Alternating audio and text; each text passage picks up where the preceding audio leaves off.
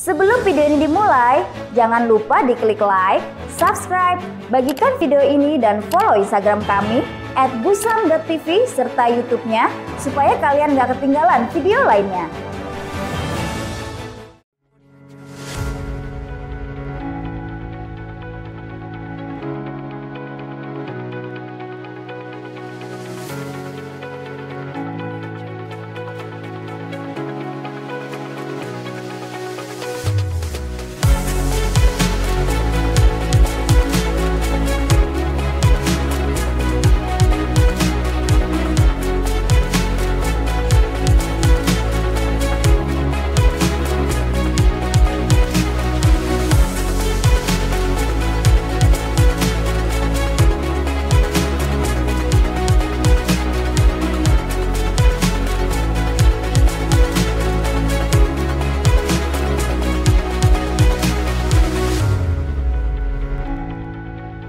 Assalamualaikum warahmatullahi wabarakatuh. Kembali lagi di Bekesahan Busam TV bersama saya Agung. Dan hari ini kita kedatangan tamu yang sangat luar biasa, Bang Parawansyah dari founder Samarinda Berani. Apa kabar Bang? Alhamdulillah. Tatos dulu kalau gitu Bang.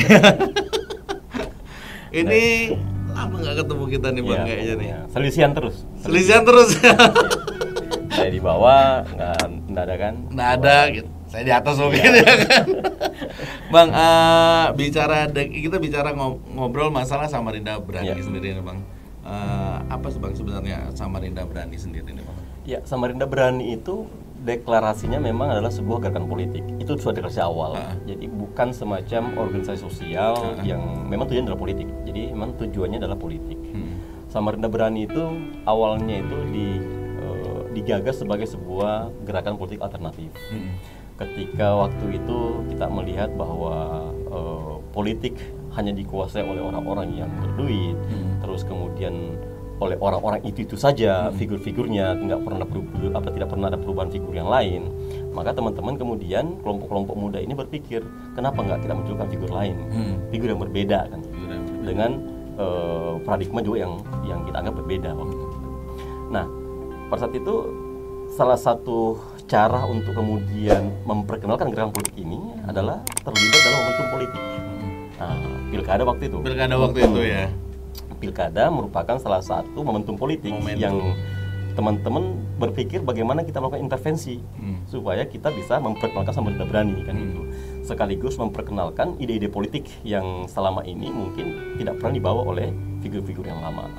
Tetapi alhamdulillah menurut saya menariknya karena selama perjalannya memang Samarinda Berani juga kemudian menularkan cara berpikir itu ke kandidat-kandidat lain yang tadinya mungkin hanya berpikir bahwa everything is money misalnya, mereka hanya berpikir bahwa toh nanti semuanya juga akan uang. Akhirnya mereka mau membuka ruang-ruang untuk berdiskusi, ruang-ruang berdebat kan itu. Karena kenapa? Karena kalau tidak maka mereka takutnya Samarinda Berani akan kemudian muncul sebagai mungkin kekuatan yang bisa membahayakan kepentingan politik mereka. Nah itu asal muasalnya. Itu. Nah. Jadi memang hanya dari bincangan-bincangan warung kopi juga. Jadi teman-teman kemudian berpikir bagaimana supaya kita melakukan intervensi lah terhadap momentum politik pilkada di Samarinda waktu itu. Seperti itu ya. Nah, berjalannya waktu Samarinda Berani sendiri sekarang arahnya kemana ya Bang? Ya, dulu memang teman-teman Samarinda Berani kan kita menyebutnya dulu kan negara independen, independen. Berbagai macam evaluasi yang kita lakukan sampai kemudian setelah pilkada kemarin, ya memang harus diakui bahwa kekuatan kita Samarinda Berani itu juga memang tidak di-backup oleh figur-figur yang notabene hari ini memiliki peran politik. Teman-teman berpikir jika ini kita lakukan, maka kita akan mengulangi sejarah yang lalu. Artinya biarlah gerakan kemarin itu menjadi pembelajaran buat kita bahwa tetap kita harus membuka mindset berpikir kita bahwa Samarinda Berani juga harus melakukan kolaborasi dengan kekuatan partai yang ada hari ini kan gitu. Itulah kemudian di awal 2021 kemarin tahun ini ya kemudian Samarinda Berani, beberapa orang-orang yang bergabung Samarinda Berani itu kemudian masuk ke salah satu partai politik. Jadi gitu. Sekarang ini Samarinda Berani itu sebagian besar sudah masuk ke partai politik ya. Ya itu adalah menurut kami adalah sebuah keniscayaan. Artinya Benar. suka tidak suka, mau tidak mau, mau. ya kita harus mengambil peran itu. Kan itu. Bagaimana supaya ide-ide yang kita bangun kemarin, perlawanan yang kita bangun kemarin bisa tetap dilawan. Kita butuh wadah itu. Gitu. Dan melalui perahu politik itu Melalui sendiri politik. ya. Bang, oke lah, pilkada sudah berlalu. Ya. Dengan hasil yang Dengan hasil yang ya sudah ditentukan lah ya kan. Nah, kita sekarang mungkin bicara tentang isu yang ada di Samarinda sendiri ini. Rapot merah tentang kinerja pemerintah untuk PPKM. Menurut Bang, ini ngobrolnya sebutan apa nih? Bang Parawansa atau Bang Ical nih misalnya. Bang apa Parawansa saja, Anca. Anca ya. Nah, Bang Anca sendiri melihat isu ini seperti apa nih, Bang? Ya, sebenarnya kalau kita melihat situasi yang terjadi hari ini ya memang bisa disebut bahwa bisa dikatakan bahwa kita memang agak terlambat melakukan satu langkah yang berani pada saat itu. Di awal-awal sebelum pandemi ini seperti saat ini, ya, kejadian yang luar biasa di mana tingkat kematian juga sangat meningkat, terus kemudian angka terinfeksi juga sangat tinggi.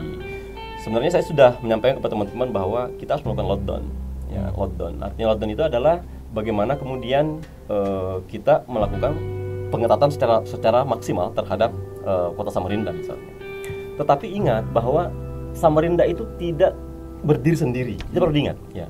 Samarinda itu hidup dari daerah-daerah yang ada di sekitarnya. Ya, perifer ya. Ya, ada Kutai Kartanegara, ada Bontang, ada Balikpapan kan gitu, ya kan. Sehingga yang harus diperhitungkan ketika kita melakukan lockdown misalnya, maka pasca itu apakah kita tetap bagaimana cara kita membuka perbatasan supaya tetap ada komunikasi dengan daerah-daerah lain. Nah, ini yang harus diperketat. Persoalan utama kita adalah satu. Kita ini pemerintah kita juga kadang-kadang tidak konsisten. Tidak konsisten dalam menerapkan apa yang yang harusnya dilakukan.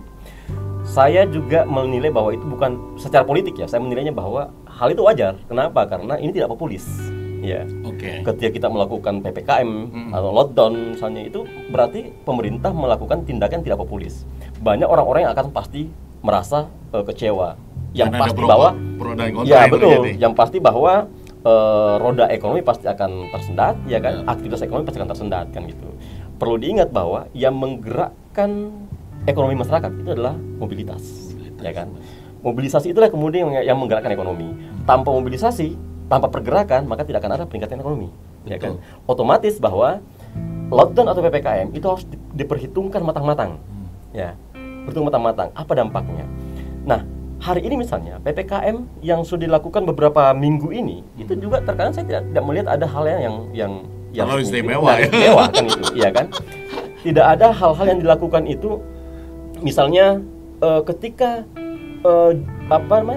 pedagang-pedagang atau pemilik kafe misalnya ditutup jualannya, langkah apa yang dilakukan oleh pemerintah kan itu. Perlu diingat seperti ini bahwa meningkatnya angka keterinfeksian COVID ya, virus ini itu memang salah satu parameternya adalah adanya interaksi ya, bahwa virus ini tertular itu ditularkan oleh orang, bukan virus yang bergerak, tapi orang yang membawa virus kan gitu. Otomatis yang harus dibatasi adalah pergerakan manusianya. Ya. Tapi pertanyaan yang kemudian adalah apakah semua orang itu terinfeksi virus? Kan tidak. Tetapi dampak dari PPKM semuanya, baik yang terkena maupun tidak. Nah, saya pernah mengusulkan seperti ini. Kenapa misalnya tidak dilakukan misalnya PPKM atau lockdown secara mutlak itu, anggaplah misalnya 3 hari. Kenapa cuma 3 hari? Yang perlu diingat adalah 3 hari itu hanya yang kita lakukan adalah melakukan testing dan tracing. Artinya 3 hari itu kita harus mempersiapkan. Contoh misalnya, ini kita sudah memperpanjang PPKM selama 3 minggu ya. Sebelum-sebelumnya juga sudah ada PPKM kan gitu. Nah, selama 3 minggu itu, kenapa pemerintah tidak mempersiapkan misalnya mempersiapkan sebuah perangkat sistem bagaimana kita mentesting dan men-tracing orang yang terkena atau terpapar oleh virus kan gitu, ya kan? Kita hanya butuh 3 hari saja, serentak seluruh kelurahan, seluruh RT serentak melakukan testing itu. Nah, selama 3 hari itu, misalnya, itu kemudian kita akan menemukan data-data, ya, dan lebih dari itu, karena ini akan panik masyarakat kalau lebih dari itu, 3 hari saja kan gitu. Apa kita bisa dilakukan? Bisa. Yang penting disiapkan perangkat-perangkatnya. Dan sistemnya Itu sudah harus bersamaan. benar. Tidak boleh kita melakukan itu parsial-parsial, nggak boleh. Karena kalau dilakukan parsial-parsial, ingat bahwa dalam kota itu orang itu berinteraksi itu sangat, Benar. ya mobilitas itu nggak bisa kita Mobilitas nanti hindari dibatasin. antara kelurahan, antara kecamatan. Jadi harus bersamaan. Nah, perangkat sistem yang kita siapkan itu juga harus bersamaan. Kalau cuma 3 hari, bagaimana caranya cuma supaya 3 hari itu kita bisa melakukan testing dan tracing ke masyarakat? Apakah tidak bisa? Bisa. Siapkan semua perangkat-perangkatnya. Berapa jumlah orang yang dibutuhkan? Kan gitu. Siapkan selama, oke, pemerintah mengatakan saya butuh waktu 3 minggu untuk mempersiapkan sistemnya. Oke, siapkan 3 minggu itu. Ya kan? Nah, di hari H kita bersamaan lockdown di Kota Samarinda, ya, bersamaan hari itu, selama 3 hari itu, semua tingkat RT, kelurahan itu melakukan testing. Masalahnya. Dalam waktu 3 hari terkumpul data siapa yang positif, siapa yang negatif.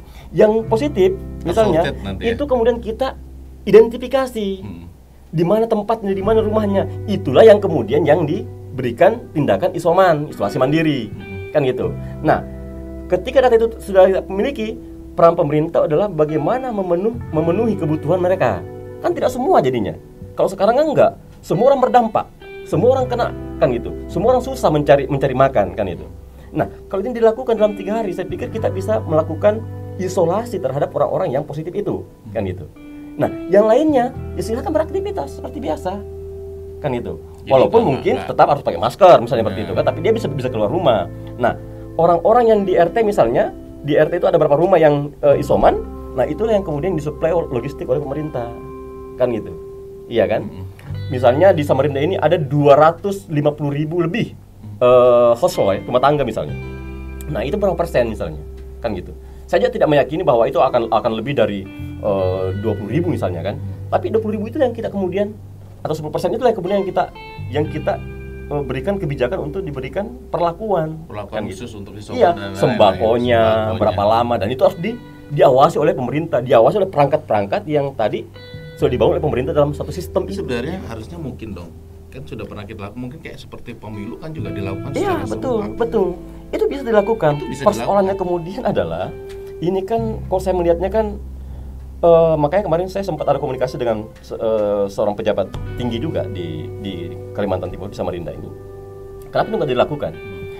Saya bahkan justru mengkhawatirkan bahwa data-data yang dimiliki pemerintah itu malah tidak sesuai dengan fakta di lapangan.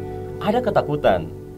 Saya melihatnya juga bahwa di tingkat kabupaten kota, kita itu hanya terkadang menjadi pengikut, mengikuti apa yang dilakukan oleh daerah lain.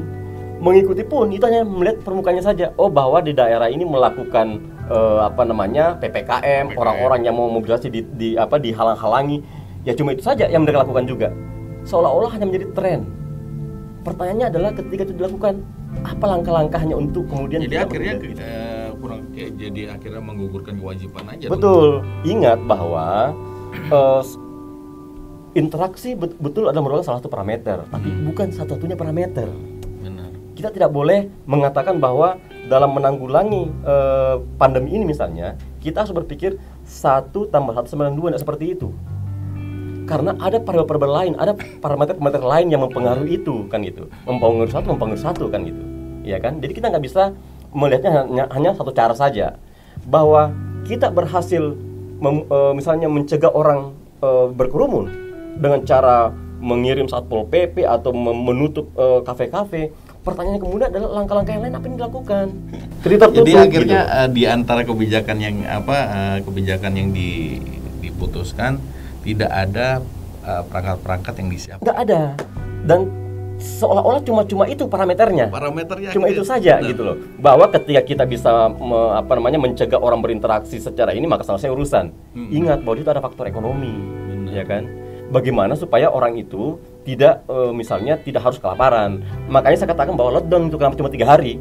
Karena saya meyakini bahwa 3 hari itu adalah waktu di mana orang-orang masih bisa menyiapkan logistik di rumahnya. Benar. Selama 3 hari. Tapi lebih dari itu, ini bisa mengakibatkan chaos. Jangan cuma 3 hari saja, tapi apakah 3 hari itu bisa kita melakukan testing dan tracing Samarinda? Bisa sekali. Bisa. Bangun sistemnya dulu. Ini kita 4 minggu, kita hanya memperpanjang PPKM, ya, tetapi tidak pernah memikirkan sistem apa yang kemudian kita lakukan supaya kita bisa menekan. Contoh misalnya, ketika kita akhirnya sudah di permukaannya aja. iya permukaan yang saja. terjadi. Contoh misalnya, ketika misalnya kita sudah melakukan lockdown tadi, ya 3 hari itu, bagaimana kita kemudian mengatur interaksi orang-orang yang mau masuk ke Samarinda atau mau keluar dari Samarinda, kan gitu. Nah, ini kan boleh berlakukan misalnya yang mau masuk silakan pakai PCR atau pastikan bahwa orang-orang yang masuk ini adalah orang-orang yang memang sudah clear dan clean kan gitu. Ya kan? Jangan cuma hutan saja yang di CNC ya kan gitu. Indoor CNC. Ini gara kalau hutan CNC paham gitu. Kan QIC lagi ya kalau perbankan. Bang, oke, berarti ya tinggal itu lagi ya nanti ya masalahnya. Bagaimana pemerintah benar-benar serius nih ya kan untuk menanggulangi PPKM sendiri. Benar.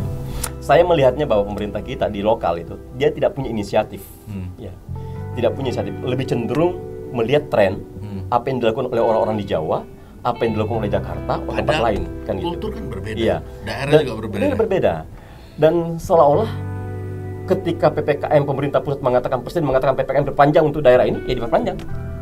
Ya, cuma dengan mengeluarkan satu SK keputusan wali kota misalnya mengatakan bahwa kita perpanjang. Tapi pertanyaannya adalah kenapa wali kota mengeluarkan keputusan? Paling alasannya ya karena pemerintah pusat meminta. Benar. Jadi kita benar-benar jadi follower gitu loh. Tidak menjadi seorang yang berpikir inisiatif apa yang menjadi inisiatif kita untuk menanggulangi pandemi yang terjadi di Samarinda. Apa inisiatif kita? Benar. Itu nggak ada sama sekali. Atau kita hanya ya apa maunya pusat ya kita ikuti aja lah kan gitu. Namanya kita ini cuma wali kota, ya kita cuma bupati kan gitu. Itu jadi masalah sebenarnya. Itu jadi masalah itu. Nah, berkaitan dengan PPKM sendiri mungkin sudah kita bahas. Terus untuk vaksin di sini nih, Bang. Sudah vaksin juga ya? Ya, saya sudah vaksin. Sudah vaksin ya. Vaksin pertama. Vaksin kedua harusnya tanggal 1 Agustus kemarin. Jadi ini sudah lewat 12 hari. 12 hari ya. Iya, karena alasannya katanya vaksin yang kedua belum datang sebagainya. Ya, kita bersabarlah. Artinya kita sudah berikhtiar, kepengen banget gitu loh kan, tetapi belum ada juga vaksinnya ya. Tapi di saat ini Bang, bicara vaksin sendiri, kan sekarang banyak masyarakat sendiri ada yang percaya, ada yang nggak percaya. Kenapa bisa terjadi seperti itu kalau daripada Bang? Sebenarnya gini, ini kan sangat subjektif ya, sangat subjektif kenapa? Karena ini masalah orang percaya itu kan, jadi gini. Apa yang menjadi perilaku seseorang itu ya ditentukan oleh apa yang diyakini. Ya, diyakini itu muncul dari kebiasaan. Ya, muncul kebiasaan menjadi keyakinan. Keyakinan kemudian itu yang membuat kita berperilaku. Nah, tidak percaya pada vaksin itu adalah perilaku. Ya, itu perilaku. Itu artinya berangkat dari sebuah keyakinan dan berangkat dari sebuah pengalaman kan itu. Nah, ketika pengalaman atau orang-orang ini misalnya mendapatkan pengalaman buruk yang dia terima adalah input buruk terhadap vaksinasi, maka saya yakin itu akan menjadi keyakinannya dia.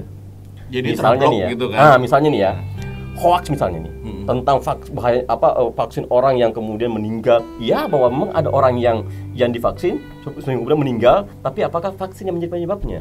Dan iya kan? Tiba-tiba lumpuh dan sebagainya, mungkin dia ada misalnya komorbid atau apa yang kemudian menyebabkan itu. Karena itu kenapa ketika kita vaksin itu diminta kita jujur dulu.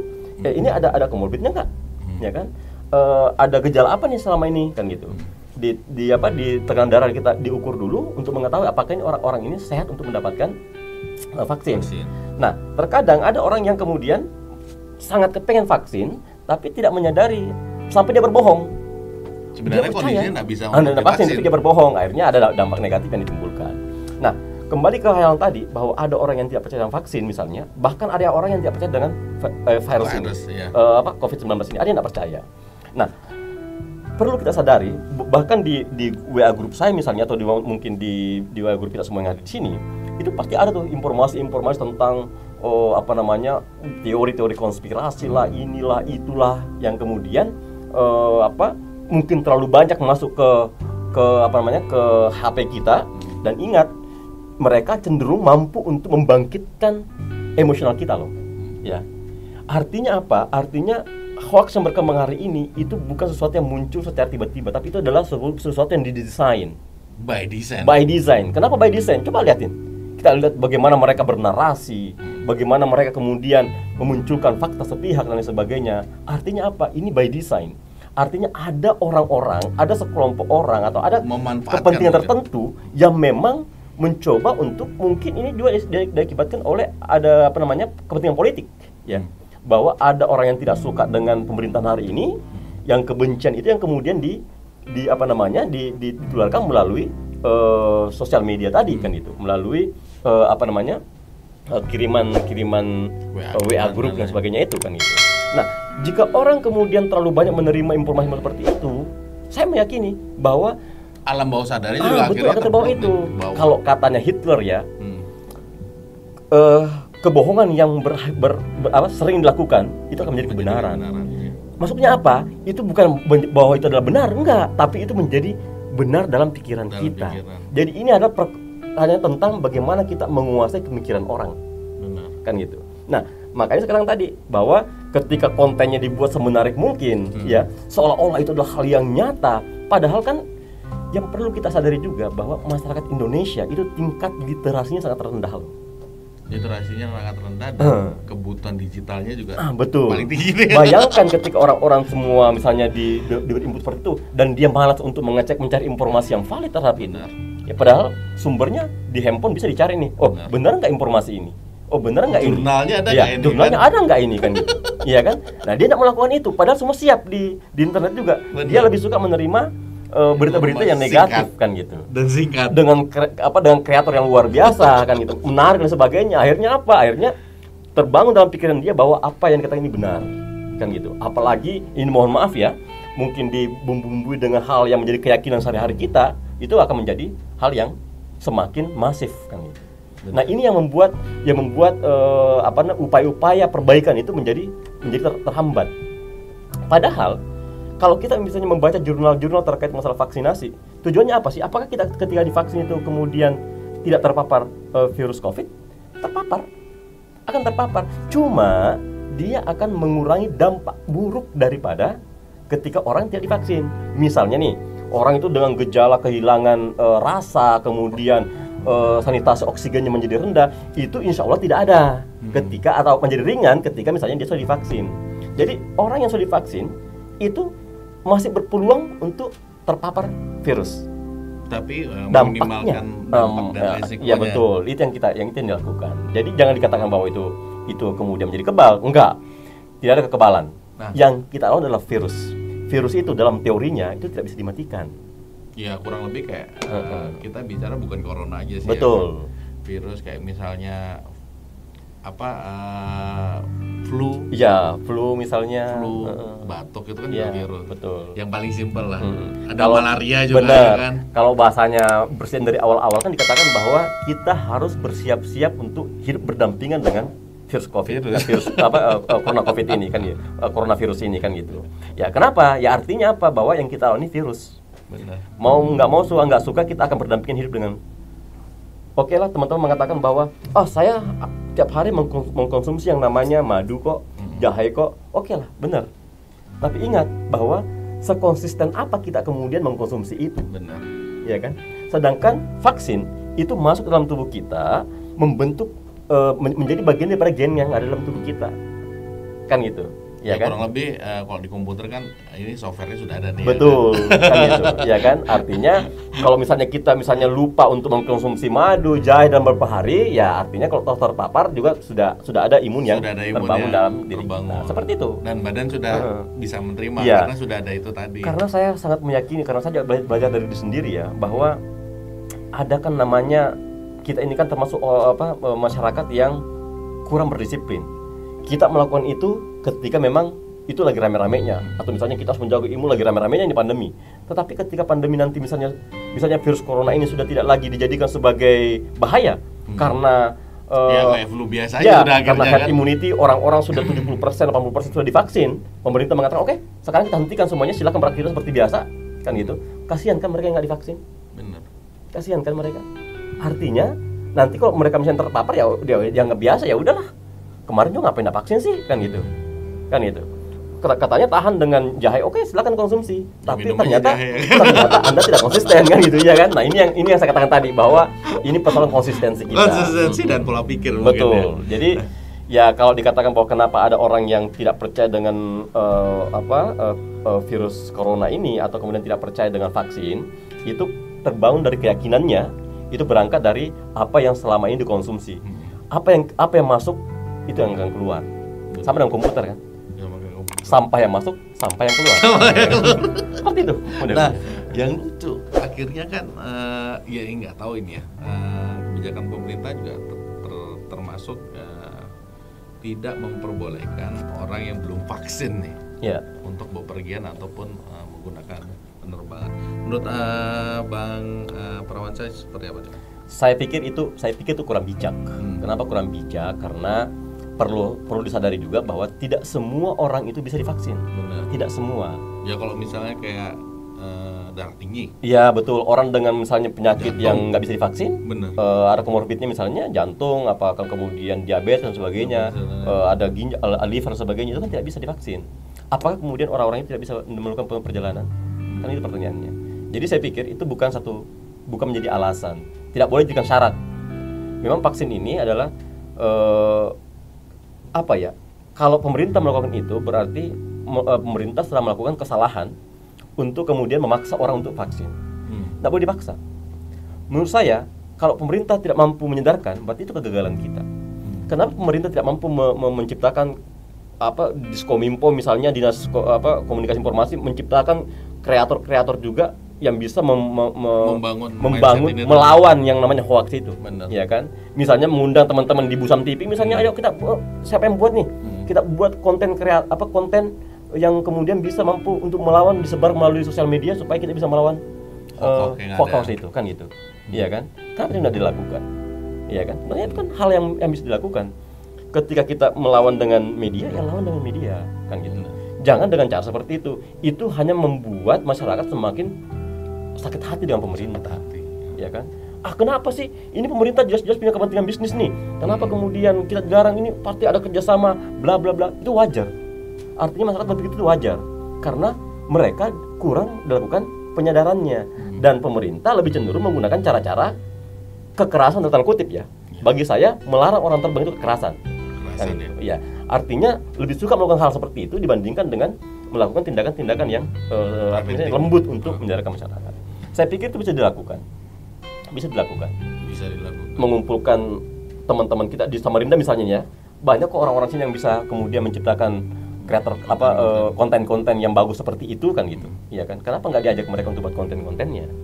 Iya kan? Kita punya artis TikTok. Iya benar. Banyak tuh di sini kan. Di sini YouTuber juga banyak kan gitu. Makanya kenapa nggak dimanfaatkan? Diajak mereka, kemudian disadarkan, ya kan, disampaikan bahwa kita akan seperti ini. Saya pikir mereka pasti akan membantu. Benar. Kenapa membantu? Untuk melawan konten-konten hoax yang selama ini beredar. Media ya harus dilawan secara media juga. Dalam sehari di WA grup saya itu lebih banyak konten hoax-hoax yang muncul dibandingkan dengan yang edukatif ya. Iya, yang edukatif. Dan cenderungnya orang-orang yang sadar itu malas berdebat. Iya, malas berdebat. Terserah kamu lah kan gitu. Sembarang aja lah. Terserah kamu lah kan gitu. Ya kan? Terkadang memang orang-orang yang paham itu dia malas berdebat. Dia malah cenderung mengatakan sudah terserah kamu lah, mau terima ya terserah. Mau divaksin enggak apa-apa, enggak juga enggak apa-apa kan. Paling itu berbahaya. Bener. Kenapa? Karena sekali lagi bahwa kita tidak hidup sendiri. Ya. Kita ada keluarga, kita ada teman yang kita juga harus jaga kan gitu. Ya kan? Dengan cara bagaimana kemudian kita berdiskusi seperti ini misalnya, ini cara kita untuk menjaga teman kita. Benar. Ya kan? Salah satu. Iya, menjaga teman kita, bagaimana supaya teman kita mau misalnya vaksin, ya kan? Mau misalnya menyadari bahwa kita ini sedang hidup dalam sebuah pertarungan. Ya. Bahwa peperangan kan gitu. Peperangan ya. Ada orang yang kemudian ingin mengambil manfaat politik dari situasi ini, iya kan gitu. Iya kan? Bisnis ya. Ada juga, iya kan gitu. Iya kan? Apakah kemudian virus corona itu adalah buatan? Bisa saja. Bisa jadi terbuatan. Kan gitu. Bahwa ada orang yang memenangkan bisnis farmasi, iya. Kan gitu. Bahwa kita kalah perang, iya. Kan gitu. Ini yang perlu kita sadari gitu loh. Jangan kemudian ketika kita sudah jelas-jelas bahwa pemerintah mengatakan bahwa cara terbaik adalah kita harus membeli vaksinnya, apa boleh buat. Ya, apa boleh buat. Karena mungkin secara internasional pemerintah kita belum mampu untuk misalnya membuat skenario dunia, ya. Misalnya nih, terlibat dalam skenario dunia malah ya. Anggaplah seperti ini kasarnya ya. Ini kasarnya nih ya. Anggaplah memang betul nih. Anggaplah Cina misalnya memang kepengen seperti itu. Anggap seperti itu, ya kan? Dia membuat itu, ya kan? Dia sudah menskenariokan bahwa saya akan menguji coba ini di Wuhan saja, kan gitu. Salah satu provinsi di Cina, kan gitu. Yang akan tersebar ke luar negeri, kan gitu. Tapi saya sudah punya langkah-langkah untuk mengendalikan, kan gitu. Itu kan skenario, kan gitu. Nah, di kita Indonesia yang masih mengurusi masa dalam negerinya aja nggak beres-beres, kan gitu, ya kan, ya apa boleh buat jadi korban, jadi korban, kan gitu.